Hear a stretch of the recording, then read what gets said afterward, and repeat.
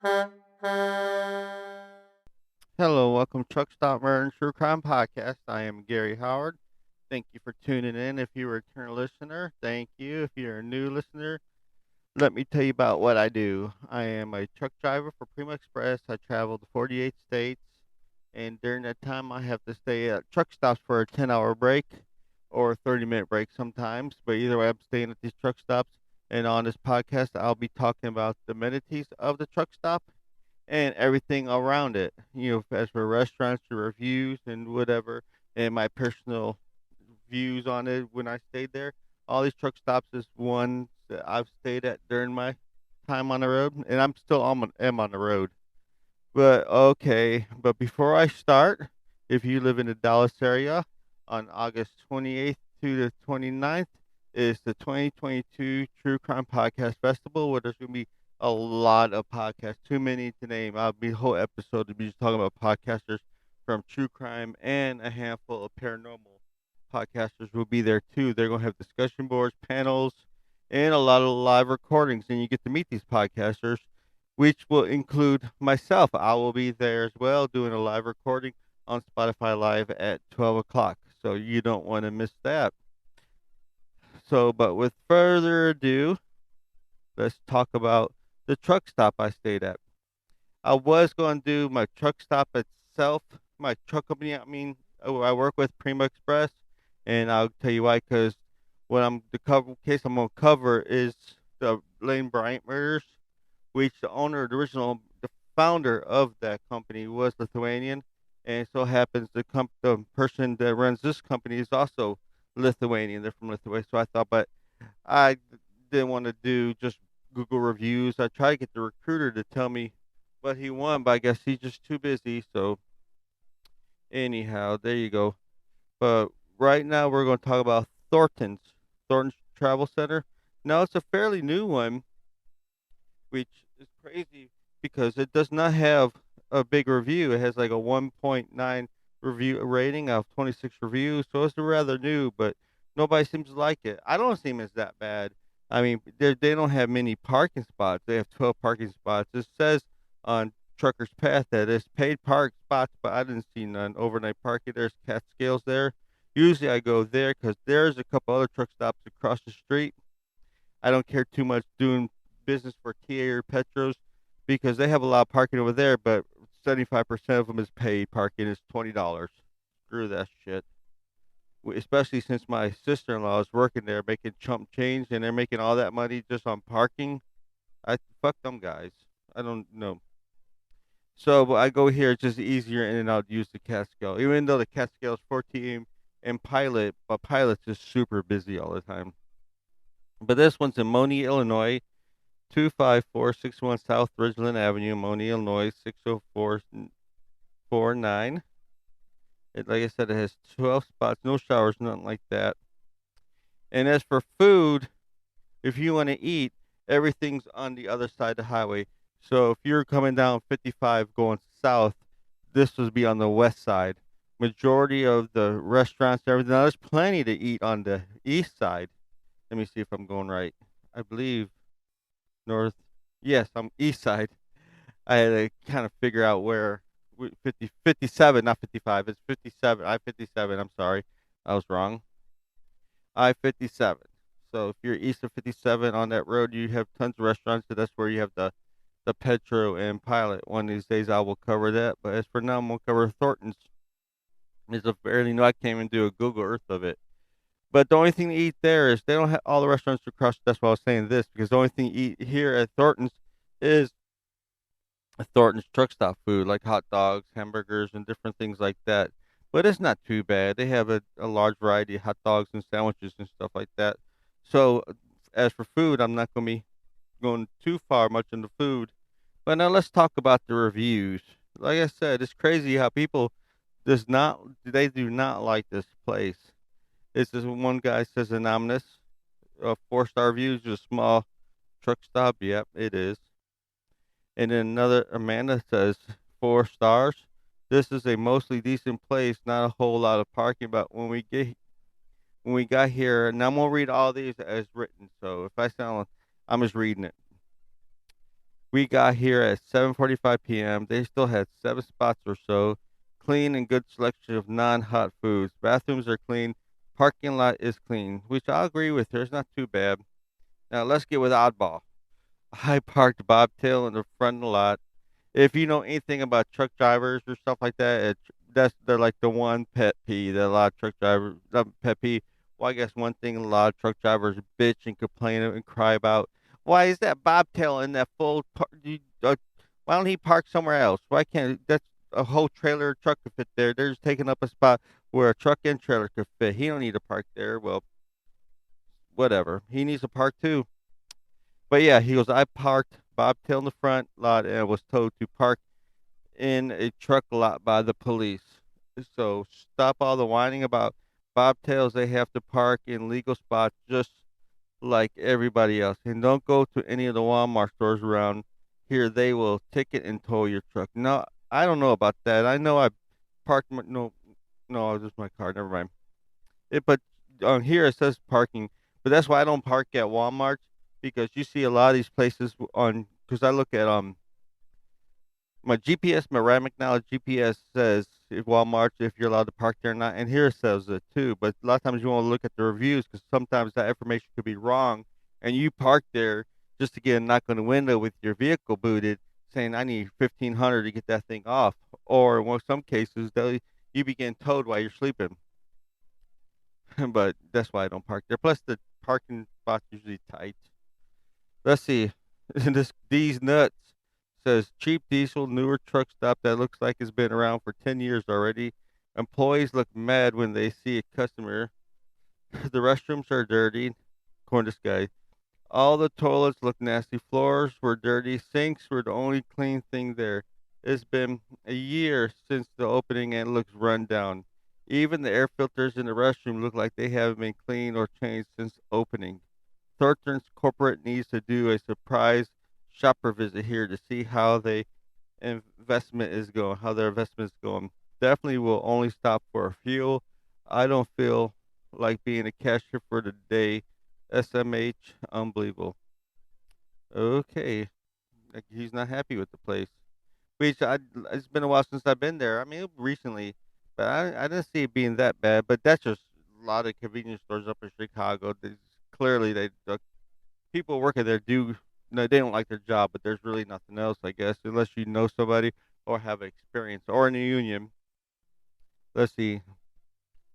Pun Gobbler says 3 stars. Last night, 12:11 at 8 p.m. I rode in there and was 2 spaces open on a small lot. A parking lot local was backing into one, and I grabbed the other. There was a four-wheeler parked in a truck spot that the parking lot driver got into and promptly left. I'm not going. He had. I'll go ahead and read since I got this far. I got lucky. It was late, and you're in a pinch. It's worth rolling in and having a look. As far as the store goes, it's a store. Don't expect much. There is a pond behind the parking space with 2 large beaver dams right in the center, and I'm sure the beavers are quite cozy in there. Laugh out loud. Okay, then. Arlington's too little of a place, but they have beer there. Well, he didn't say they have beer there, but he had like 4 mugs of beer. So, and I don't remember. I think they do have beer there actually. Airline, no bobtail parking. 1 star. Another star. I don't know what his name is. Lies about diesel prices. Okay. There you go. Walk-in beer cooler. Lots of snacks and food. This is a 5 star. First 5 star for this place. Walk-in beer cooler. Lots of snacks, food, clean. Just too many tail drivers taking up half the spaces. Well, according to the cop, that's where they have to park at. Which just baffles me. Why is the police going on private property and telling? So I don't know if that guy's telling the truth or if maybe this cop was bored. But why would a police officer go on private property and tell people where they can and can't park at unless the disgruntled employees call them instead of going out there and talking to them themselves and say, "Hey, sir, can you please move back here?" We'll just call the police and let them do our dirty work. Okay, let's get in one more review, and this is a long one. And this is what sounds like this guy was parked on the exit. So I don't know why he's reviewing the truck stop, but it's a 1 star. He goes, "Wow, I can't believe this. I was out of hours and decided to take my chances staying in the exit for the truck stop. Like 10 other okay, I see. Never mind. It's not the exit. There's once you get out of the fuel lines, there's like an exit way, and a lot of trucks, a lot of these storage trucks park along the exit way. They're not nobody's way. So, but people park there, and like 10 other trucks did do. Whoa, let's start again. Wow, I can't believe this. I was out of hours and decided to take my chances staying in the exit for this truck stop like 10 other trucks do. About 4 hours in my sleep, someone came banging on my door. I woke up and peeped through the curtains of my truck with TRUK and saw a man standing at the door. I moved the curtains to acknowledge him. I saw something different immediately when he saw who I was. I'm sure he doesn't know me, but I realized that the problem was quickly the color of my skin. Wow. The guy got in a rage. I mean, within 3 minutes, by the time I can put on my clothes and got into my driver's seat, I saw him on the phone. I have no idea what was about to happen. I drove off and turned at the Ligh, and I couldn't believe there were cops with lights blazing down the street and turned into the truck stop that I had just drove out of. Wow, this place is so full of hate. When Jesus decided to walk away. Wait, hey, even Jesus decided to walk away. That's the last time I fuel away my truck here. You're a cancer in the world, ma'am. People like you are the reason things are messed up in this world. So there you go. There is the Thorntons and Moni, and the only place to eat you can eat there. Now let's on to the murder. We are talking about the Lane Bryant shootings. This happened right down the road, around the corner from there. If you take 57 north to 80 and go west on Harlem, I think it is. Well, we'll get to it. But it's a marketplace in Tinley Park, actually, Brookside Marketplace. Lane Bryant shooting was an incident of mass murder and armed robbery at a Lane Bryant clothing outlet in Brookside Marketplace in Tinley Park, Illinois, a suburb of Chicago. But before we do this, I told you, let's see the beginning of what happened, who started, what is Lane Bryant? Because I know right now it's a TJ Maxx, and I will get into that. But the owner, actually not the owner, I don't know who owns it now, but at the time, Lena Heimerstein Bryant Melson, what a name. She was March 1877 to September 2351, was an American clothing designer retailer who founded the plus size clothing chain Lane Bryant. So it was for big women at the time, but later became a turnkey clothes for women. Despite difficult circumstances, she saw a need and came up with a solution that revolutionized the women's fashion industry. Hemmelstein, U.S. chain store founder, born in Lithuania. Like I said, Hemmelstein was taken to the United States at the age of 16 after the death of her first husband, David Bryant. She opened up a small dressmaking shop in uptown New York City. In 1907, a customer asked her to design and make a maternity dress, then unknown in the country, so that she would be forced to remain in, so she wouldn't be forced to remain in seclusion because she just had no clothes to wear. Of course, back then you had to be modest, and if there's nothing to conform to your size, well, she needed something so she could go out. So, as was the case of the women during pregnancy, Helmstein's design was immediately a success, and with the help of her second husband, Albert Malson, her business was enlarged. In 1916, the firm was incorporated under the name of Lane Bryant Inc., and in 1969, it consisted of more than 100 stores and affiliations. By 1917, sales exceeded $1 million, so that's a lot of money. And by 1968, they reached almost $200 million. In addition to maternity dresses, Lane Bryant began to design dresses and accessories for special plus size women. So them biggins begin clothes, and these became a substantial part of the firm's turnover. She was a pioneer in employee benefits, offering employees support beyond wages. By 1950, the more than 3,500 Lane Bryant employees participated in profit sharing, pensions, disability, group life insurance plans, and fully reimburse physicians' visits, and hospitalized. So she's doing some really good things for her employees, unlike another retailer I don't need to name. Well, I guess that other retailer is getting a little better, that I hear.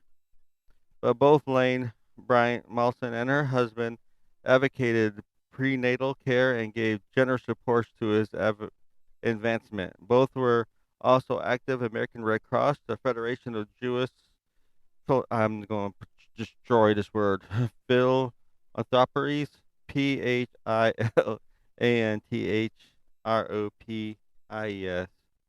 And HIAS. Her son Raphael Bryant Wilson at one time worked as a reporter in New York Journal in 1929. He was persuaded to enter his mother's firm, and in 1938 became its president and helped to expand it. He also he was also the chairman of the board and Town and Country Distributors and the Coward Shoe Company. So I'm gonna have to look that up. I haven't see what the Coward Shoe Company is, what kind of shoes they look like. And in 1982, the chain was bought by the Limited. Okay. For many years, Melson was president for music of Westchester. He was also a chairman of the board of trustees of New York Hospitals for Joint Census and was a generous supporter by many Jewish philosophics. There goes that word again. Philanthropic. I guess I could have figured out what that sounded like before I started. Okay, back to Mrs. Lane Bryant. You know, dress chain found in New York, September. Mrs. Bryant Molson, who she lived for actually her life spanned. She died when she was 72 years old. At the turn of the century, founded a women's wear business where she grew into. Now, none of this is not making no sense what I'm saying right now. So let's start again. Miss Lane Bryant, with her businesses with the clothes grew into Lane Bryant nationwide chain. She died of a heart attack on April 27th on Fifth Avenue. She was 72 years old. Her firm probably was most widely known for her creating a ready-to-wear maternity dress. She started it as a near penniless,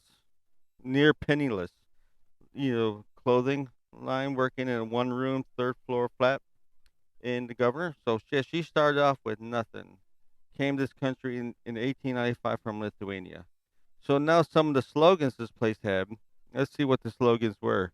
Ode Lane, well, Ode from 1980s to 2014 was Ode Lane Bryant logo. Okay, 95 to 2004, what real women wear. 2004 to 2010 also was Bold, Modern, and You.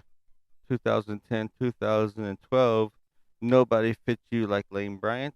And 2014 to President, hashtag I'm no angel, hashtag plus is equal, hashtag this is body. There you go. Came from Lithuania, started this company. That's why I was really thinking about making, instead of the truck stop, making my company instead. But I didn't really, I don't know. The information could be on Google or everything could be true, false, disgruntled employees. I tried to get the recruiter to help me, but I guess he's just too busy. So I went with that. So the Lane Bryant, just back to your Lane Bryant shooting was the incident. I already been all that. The Lane Bryant store was in a shopping center that housed a super Target, Kohl's, pet stores, and restaurants. The identity of the shooter remains unknown to this day. Police released a sketch of the suspect, received 2 dozen leads on the very first day. On the gun, on the day of the gunman entered the Lane Park Lane Bryant store shortly after open up at 10 a.m. The man posed as the delivery person. On the morning of the shooting, the Tinley Park Lane Bryant store was having a large clearance sale. Manager Rhonda McFarland knew her associates would need help with the extra foot traffic, so she came in on her day off. Before opening the store that morning, Rhonda had taken all the receipts to the bank. Then she was a part with a part-time unnamed sales associate, which nobody she would go unnamed because she's one of the survivors. She's the only survivor of this. Sales associate opened up the store as planned at 10 a.m. 8 minutes later, a man entered the store. He had paperwork that said he was a delivery man. The sales associate greeted him while Rhonda began organizing things behind the register. The man looked around the store, then he pulled out a 40 caliber Glock. He said he was there to rob the store, pointing the gun at the women. The perpetrator instructed them to empty the register, which only contained $200. Like I said, they had just opened. They probably just had their standard till money in it, so not much. Then two customers entered the store. The gunman shuffled all four women to the back room, made them bind each other's wrists behind their backs, and duct taped once bound. He instructed them to lay face down on the floor. Now, if you go to I have a TikTok channel. It's called Sceneries and Cemeteries. I did stop right outside because, like I said, it's a TJ Maxx now. I did do a video from outside of the facility. So if you want to go see that or just subscribe, check out my TikTok channel, Sceneries and Cemeteries. So while tending to the back to Lane Bryant. But yeah, that's the story. You can see, I bet you from that video that the door that I'm recording there is probably the door. As a matter of fact, I'm 100% sure that's the door that this perpetrator escaped from. So while tending to his the three women, two more customers entered the store. No, four women. I'm sorry. Two more customers entered the store. The robber grabbed them and forced them into the back room. Again, they were bound. One of the customers actually fought back, and I'll get to her name. The customers were 37-year-old Connie Woolfolk, a mortgage lender, and a single mom with two sons. 34-year-old Jennifer Bishop was visiting from Chicago South Bend with her husband. She was a nurse and a mother to three.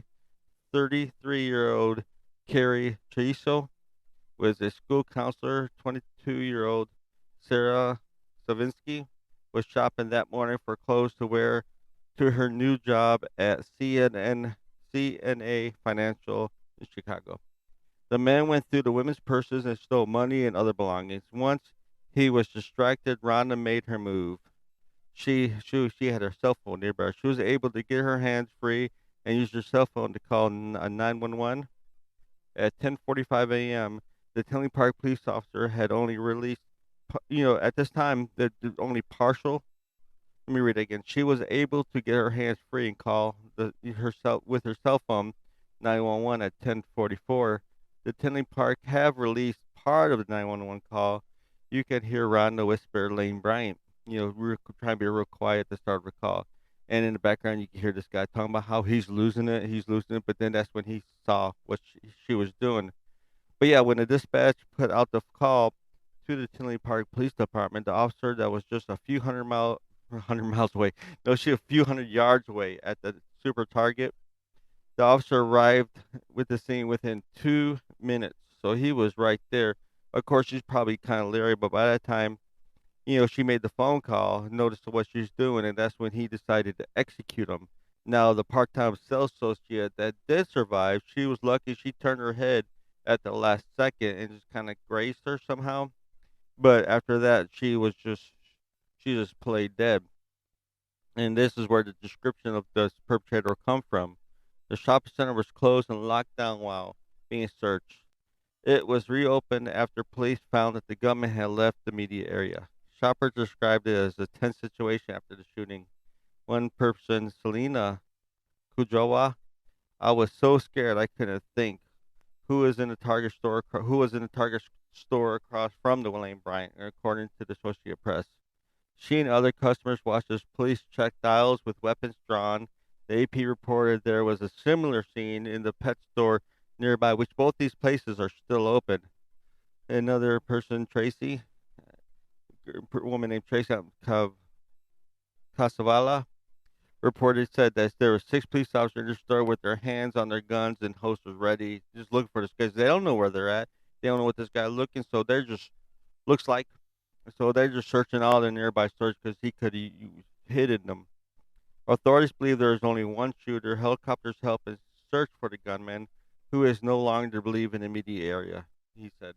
Authorities were downloading surveillance video from the businesses within a mile and a half of the Lane Bryant store to see if the cameras captured the gunman.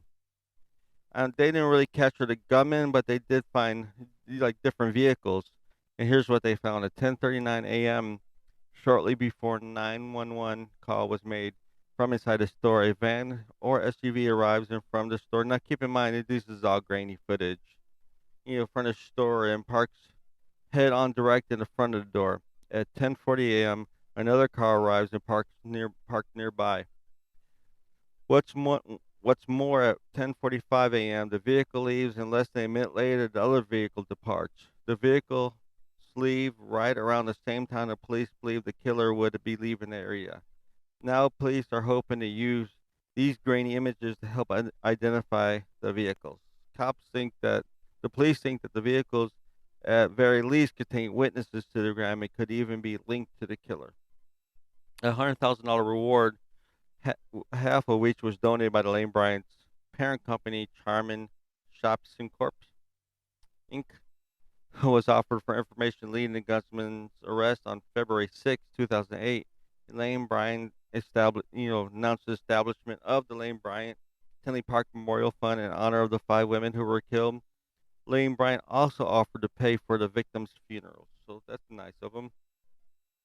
And the Steve Wilkos show. Actually, I don't know if you know who the Steve Show Wilkos. I guess that's his name. He was one of the security guys for Jerry Springer show.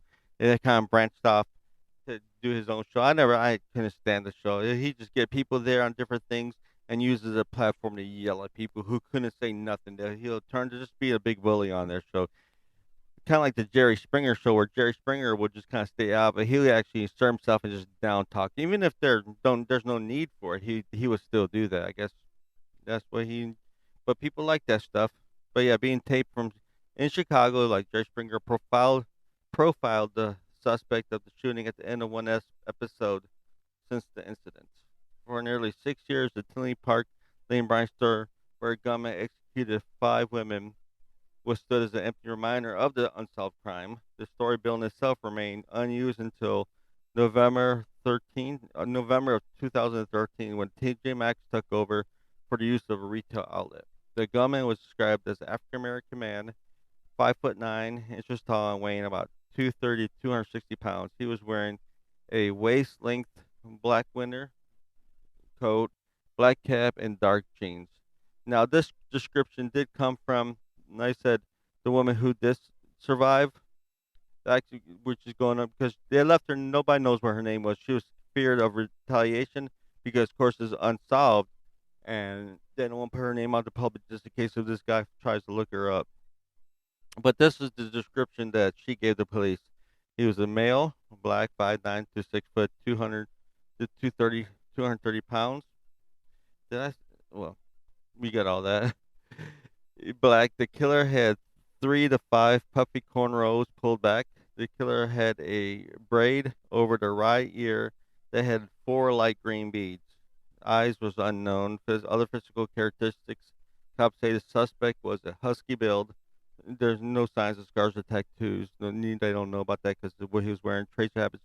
Police described the possible suspect as wearing a dark colored below the waist length winter coat. They say he had black jeans on with an embroidery on the black pocket similar to a cursive G, if that makes any sense to you, what I just told you. He had a G on the back pocket. But I need to get back in. I'm so out of practice on talking on this thing. I need to get back into this. The suspect was wearing a charcoal gray skull cap. On the morning on Saturday, February 2nd, 2008, a lone gunman shot and killed five females in the Chicago area women, closing stores. Yeah. So there you go. That's this description about them. Some other notes about this is at the aftermath was, of course, like I said, to this day, now there are some similar ones, murders that happened not too far, which I'm not going into, that some people are trying to say they're related to each other, but after researching everything, I just don't see, other than using the same weapon, 40, there's really no other connection besides those mass murder and with the use of a 40 Glock. So yeah, nearly 6 years, the Tinley Park Lane Bryant store, where a gunman executed women, has stood as an empty reminder of the unsolved crime. Like I said, all right, I had to stop for a while. I'm curious. A lot of times I do stop a lot of recordings. Can y'all tell when I pause the recording and go back? Let me know. I'll try to do all this if you can really tell when I break into action. I know a lot of YouTubers. I mean, I like the shows, but you could tell when they take breaks between things because their figure kind of shifts. But all right, back where I was at, I had to move my truck, and I think it's running right now. Well, I know it's running. You might hear that in the background because I have the optimized idle on. It keeps the battery so I can keep my air conditioning running, stuff like that, and don't have to idle the truck. Just charging the batteries. So back where I was at, Catherine Storino said that she shops. She's a customer, former shops near the former lane. Let me start that again. I know if you're still with me after all this, I'm trying to get back into things. I'm not going to try to butcher up. I recorded this once, and the editing was just so I just ended up deleting it. I'm just going to run with it. It'll get better as time progresses. Once I get back into the recording, which hopefully I do have a guest coming. That hopefully my next episode will have this wonderful individual, Hannah from Texas 1031. I'm trying to get her on board for an episode or two. If you have not heard about that, they're Texas 1031. Yeah, go check them out. That's Texas 1031 because it's Halloween. They end their shows with Happy Halloween, but they do shows out of Texas, true crime shows. It starts off with two, but since I moved, well, I'm not going to get too much in their business. But yeah, check them out. I enjoy them. And so, yeah, back to where I was saying, Catherine says she shops near the former Lane Bryant, often pausing to reflect on the victims. I would sometimes stop at the Target parking lot and would just look across to give a moment of silence to recognize people died there. She said on Thursday, that day, I should have wrote the day. I have Thursday. The 23,000 square foot retail space will reopen as a TJ Maxx, welcoming customers into the store for the first time since the slam. The building was tragic. The building with tragic past are known as stigmatized properties, according to real estate experts. How communities deal with these such facilities varies. Like for example, school officials in Newton County, Connecticut, decided to tear down Sandy Hook Elementary. I don't know if you've been paying attention to the news. Boy, oh, whoa, oh, boy, that asshole. I'm not even gonna say his name just because he's an asshole. Oh, shit. He's getting sued big time by all the shit that he started because of that. Ruined a lot. I mean, they already lost their kids, and this asshole wants to go on social media and get a lot of people turned against him, saying it was fake. Unacceptable. But yeah, they tore it down to build a new one in the site after shooting there in Palestine, and not too far from here in Palestine, the Brown's Chicken and pasta restaurant where 7 people were shot and killed in 1993 became a dry cleaners before it was sold and tore down in 2001. So a lot of people think maybe this should have been torn down as well. As years passed, some residents have pressed for a memorial at the site, while others advocated tearing down the building. Tinley Park Mayor Ed Zabrowski Zabraki said police told the victims' families, and the consensus was against putting up a shrine. He said, some people said, "Well, I'll never shop there." Others said, "It doesn't make any difference. We will go on, and it's everybody's individual." In a statement, TJ Maxx parent company said it was unaware of the former Lane Bryant location's past when the lease of the property was signed. Excuse me. Doran Thompson, vice president of the corporate communications, declined to discuss whether TJ Maxx would have moved into space in the Brookside marketplace if they had known the history of it. The company announced a $10,000 donation to Together We Cope, a southern suburban homeless prevention charity run by Straniero, Straniero, in honor of the victims of the tragic shooting that occurred in this location in 2008. Illinois does not require a seller to disclose that a crime had occurred on the property, said John Broadbooks, Director of Communication of Illinois Association of Realtors. But sellers have a responsibility to disclose defects that could affect the property's value, like being a scene of a murder. The property owner of the place, which is based in Ohio, declined to comment on it, but the company said in a statement that it would match the $10,000 donation by TJ Maxx to put together We Cope in memory for the families. Maurice Hamilton's sister, Rhonda McFarland, was the manager of Lane Bryant, who called 911, of course. From inside the store before she was killed, police have already gathered all the evidence from the store. So Hamilton said it was only a matter of time before the space reopened. So they all planned. They know it's going to reopen. They're just not going to tear it down. But there's nothing to be mad about. Hamilton said people are going on with their business. So the Lane Bryant killings have drawn comparisons to the Browns restaurant slain in Palestine. I think I forget how to talk. Doing that. That's my William Shatner speaking. The Lane Bryant have drawn comparisons to no stop. I'm wrong. Sorry. Browns right there. Comparison to the Browns chicken restaurant flame. In the case, two gunmen went into business at the closing time. This is the Browns chicken time and shot and killed all seven employees, including the owner.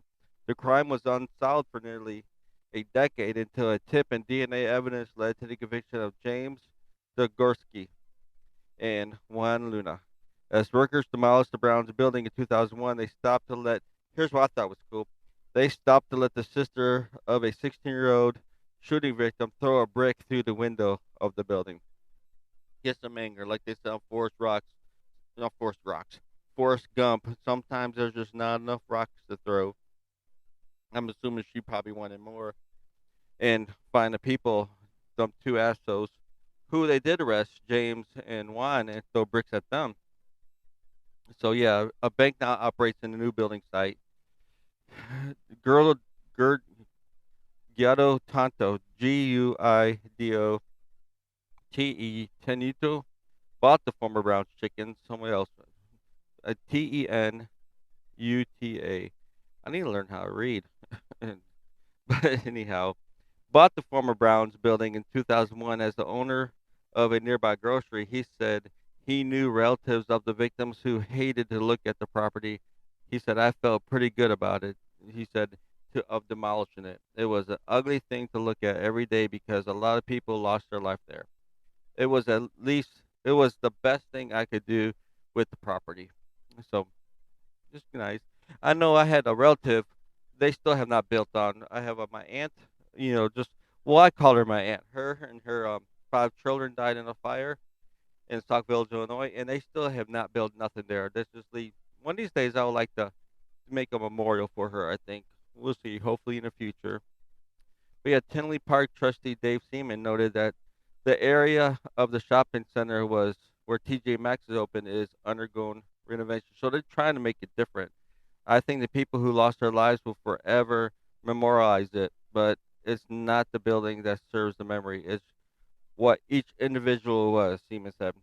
Hopefully, what hopefully that's respected, not forgotten. Respected, not forgotten. Hopefully, we'll get the bad guy who did it.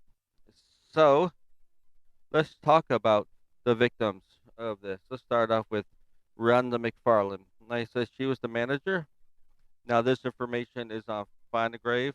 I'm going to go over some information by each victim. Of course, I can't go over the unnamed one who identified the individual because, like I said, to this day, nobody, her name was never released to the public. But yeah, Rhonda C. McFarland, age 42, died. I'm going to read what it says off of Find the Grave. I couldn't put any, but I'm not even going to try to rewrite it because what they said about these five women is perfect. About it describes them where they're at. I'll tell you if you want to go, if you live in the Chicago area, and say you want to do some visiting. Only one of the women are not buried. She was cremated. But let's go with Rhonda McFarland, age 42, died Saturday, February 2nd, 2008, in Tinley Park, Illinois. Born in Joliet, LTH class of 1984. U.S. She was an Air Force veteran, formerly employed at Nicar Corp. Served as associate pastor, Embassy Christian Center. Currently managing the Lane Bryant store in Tinley Park. See, one of the theories they have that they think I'm gonna break for a second. They think maybe he was a member of the church that was upset about something that was going on. But I'm not really going to get into that because this is about her, not theories or rumors or nothing like that. This is just I'm gonna try. I do try to stay to the facts. So she was a giving person. McFarland, ordained minister who began working at the clothing retail after her Crest Hill church closed, spent the past 2 years as a store manager. Previously, she was a supervisor at Nicar in New Lenox. Her best friend Sandra McGee of Joliet said the 42-year-old was a hopeful, prayerful woman. Because I knew her so well, I think to the end, Rhonda might have even tried to talk to this man, tried to help him, McGee said. Even with her last breath, I believe she would have been forgiving him and trying to help him. That's what gives me peace in all of this. So yeah, maybe, but like I said, after she he was losing it. I'm going to post the 911. I should have posted it on here, but you can find it online, the 911. But it's really not me. You can barely hear her saying, "Lane Frank just kind of help you." You know, Lane Bryant. He's in the background. You can hear him. I'm losing it. I'm losing it. But yeah, the church played a significant role in McFarland's life. Her family said, "The Lord has an angel in heaven, and her name is Rhonda McFarland," said one family member. McFarland served her country in the Air Force for several years, working as a nurse at Andrews Air Force Base. Her family said Rhonda's passion was helping everybody. If you ran into her, she would have helped you," said her friend Anthony Franklin of Joliet. She just was a giving person in every manner of the word. Rhonda's passions were writing and helping others to find their passion. He said to the end she started a program called Princess Unveiled a few years ago. So she's really a good woman. Amazing, sounds like. Basically it was a program to teach girls etiquette and guide them to help them to grow up to be young productive women. Franklin said she did have plans to continue it, and she was planning to expand it to other churches around the area. So it seems like she was always thinking about others before she was thinking about herself. So Rhonda C. McFarland was born January 10th, 1966, in Joliet, Illinois, here in Will County. She died February 2nd, 2008. She was 42, Tinley Park. If you want to go visit her and put a flower on her grave, you could go to Woodlawn Memorial Park in Joliet, Illinois. Her memorial ID is 2448-3359. So there is Rhonda. And next we're talking about Sarah Szynski. Hope I'm saying that right. Safransky, 22 of Oak Forest, Illinois, was killed. This is back, like I said, find the grave. Was killed during a robbery at the Lane Bryant in Tinley Park, Illinois. Sarah was 22, beloved daughter of Mary Catherine and Ted Suzuki, and I hate it, Safransky, dear sister of TJ and Katie, dear soul, may Brian Fillon, cherished granddaughter of Edward and the late Lillian Leeson, the late Theodore and Lottie Savinsky, loving niece of Ray, Barbara, Stance, Ed, Leeson, Tom Leeson, devote. Let me go back to because they have parentheses in this. Loving niece of Ray.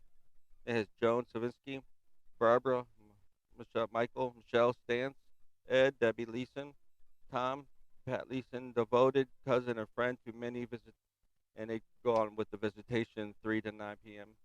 And if you want to visit Sarah Therese, Therese,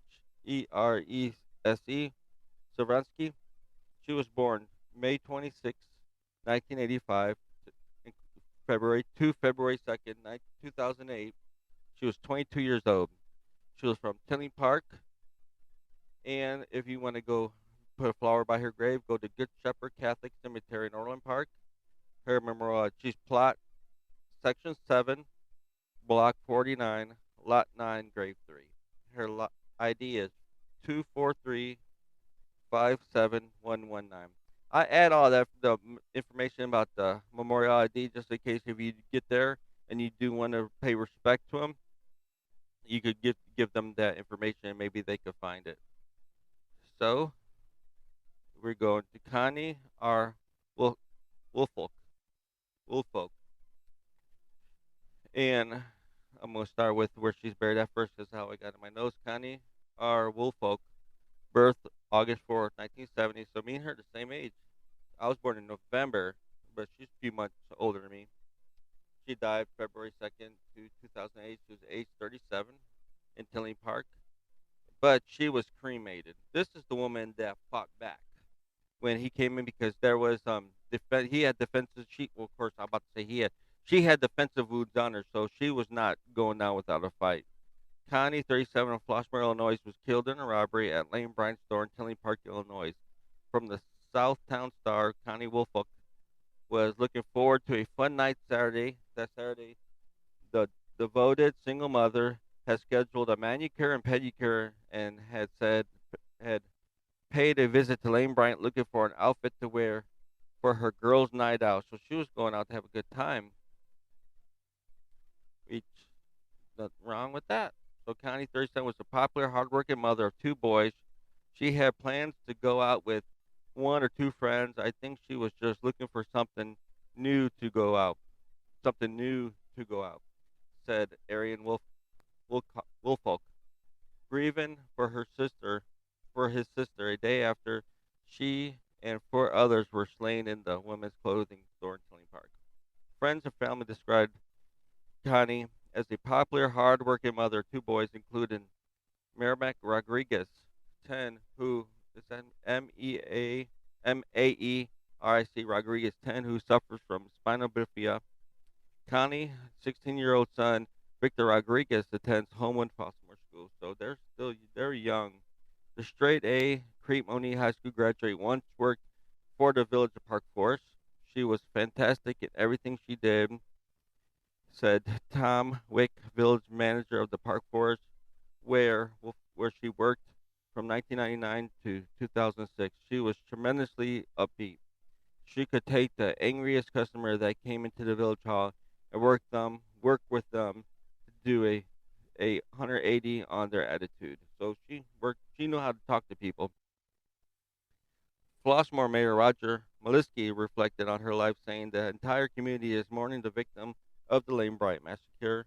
We are obviously saddened by this whole situation. This is from newspaper, by the way.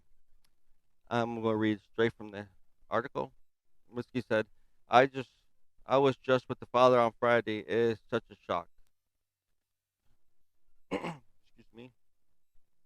Wolfric of Flossmoor served the village of Park Forest in a variety of positions, working in the finance and community development departments. Connie was just a great person in general, Mick said.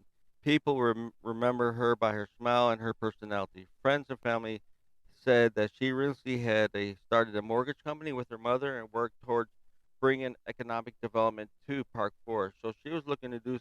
She has some big things going on.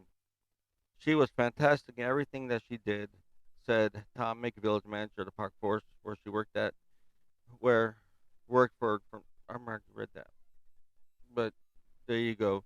Connie was just a great person, and Carrie Caruso.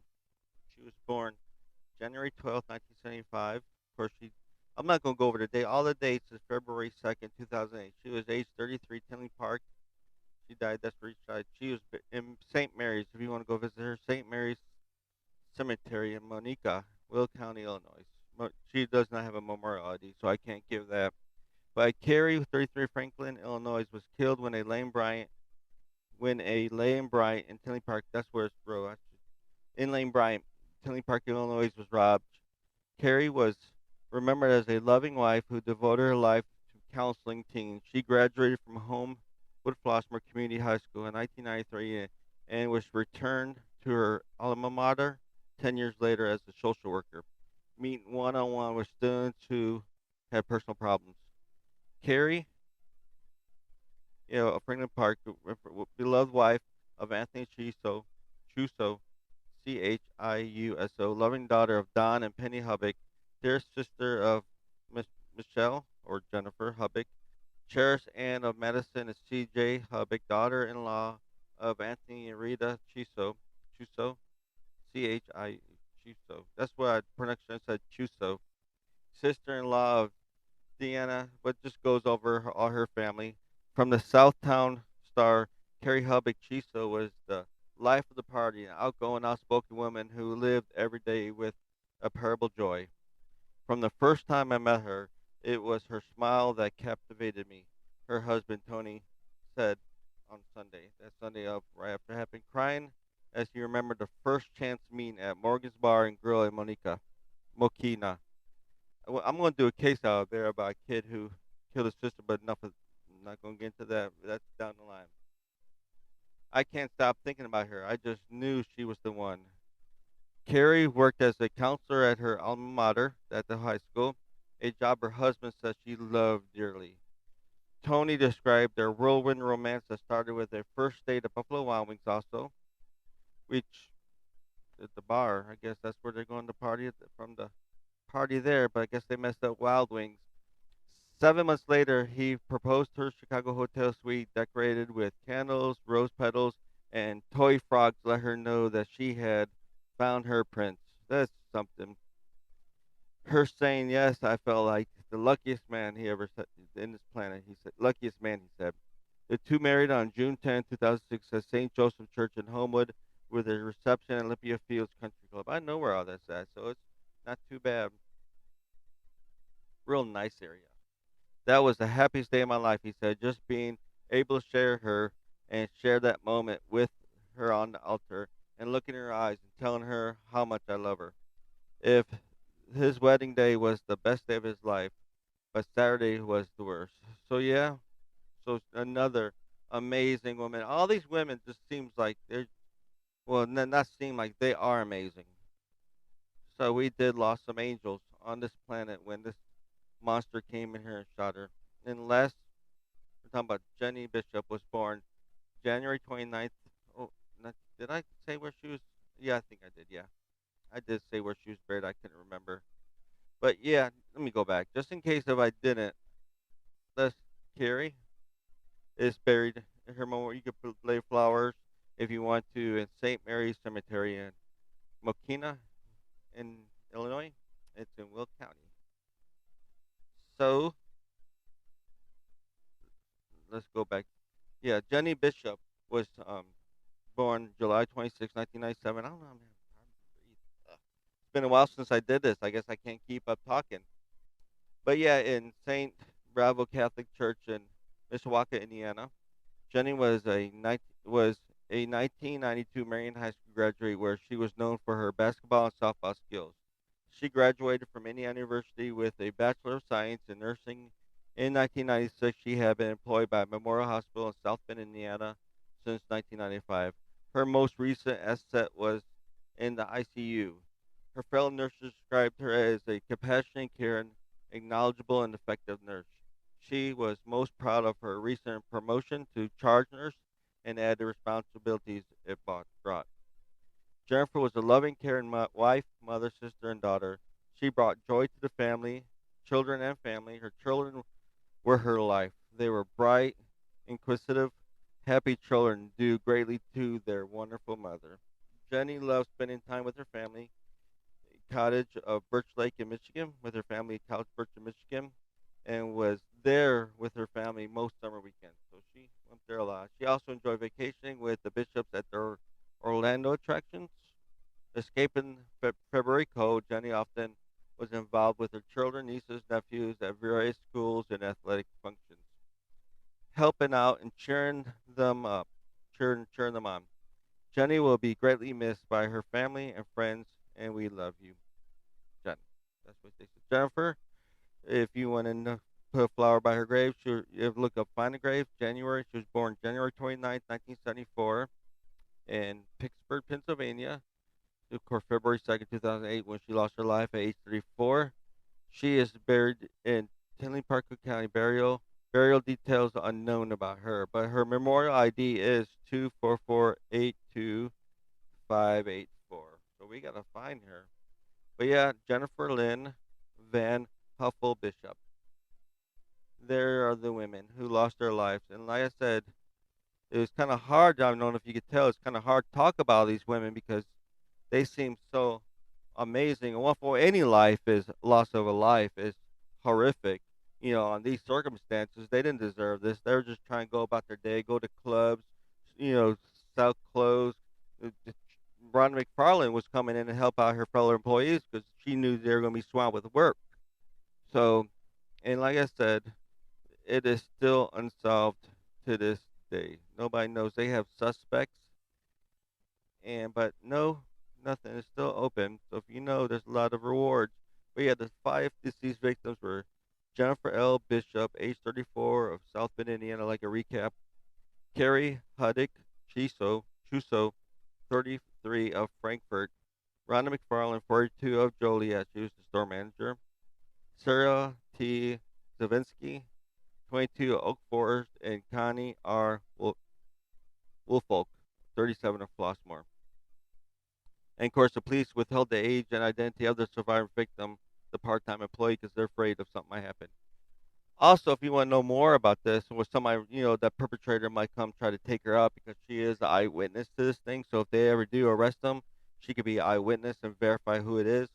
Also, America's Most Wanted on episodes on May 15th, 2010, December 20th, 2008, March 15th, 2008, and February 16th, 2008. That's all the dates of where this was talked about.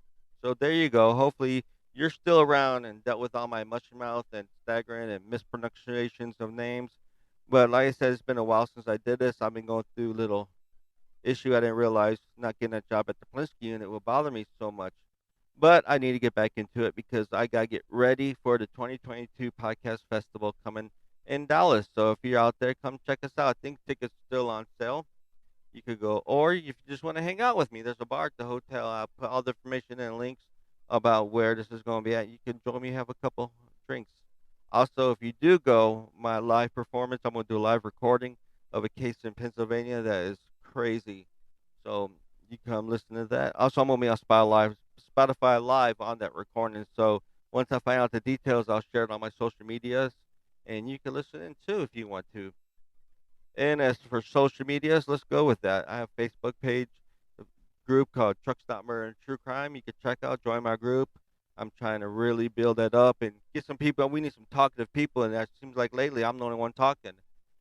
So on Instagram, Truck Stop Murder, Twitter at Truck Murder, or you can email me with all your hate emails and stuff like that, talking about how I'm a babbling buffoon and can't pronounce names right. Truckstopmurder@gmail.com.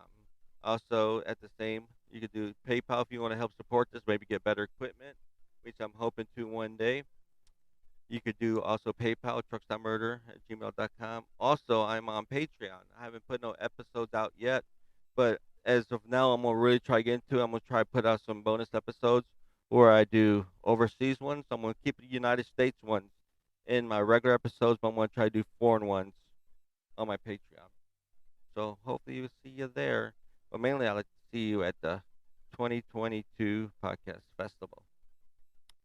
All right then. Well, that ends my episode. Hopefully you enjoyed it. And as always, like I say, you can't fix stupid, but you can sure numb it with a 2x4. And the episodes in the future will be way better than this. All right? Y'all have a good one.